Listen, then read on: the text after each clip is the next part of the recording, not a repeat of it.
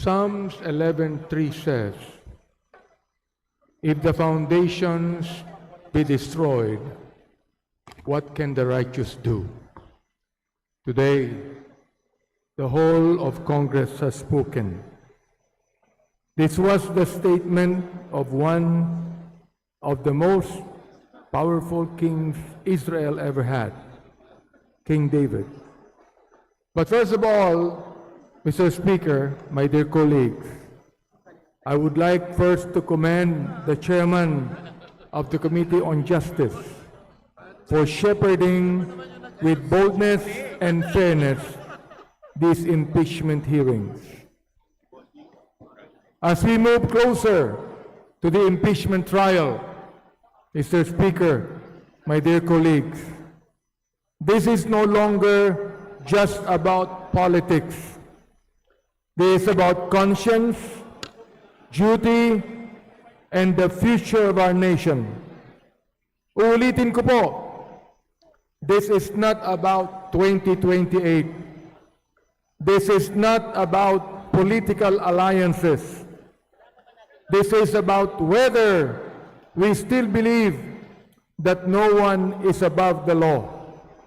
And I believe this with all my heart, and so do many of my colleagues in this chamber.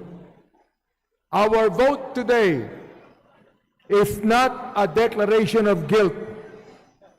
It is a declaration that when serious allegations are raised against one of the highest officials of the land, Congress cannot look away. Congress cannot remain silent. Congress must act according to the Constitution and according to conscience.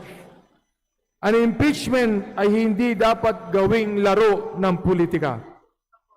This is a constitutional process with consequences not just for today, but for generations to come. The Filipino people deserve a trial that is fair, impartial, and rooted in the rule of law. And now, as the responsibility shifts to the Senate, which will sit as an impeachment court, I ask our countrymen to pray for our senator judges. Pray not for one side or another to win politically, but for truth to prevail.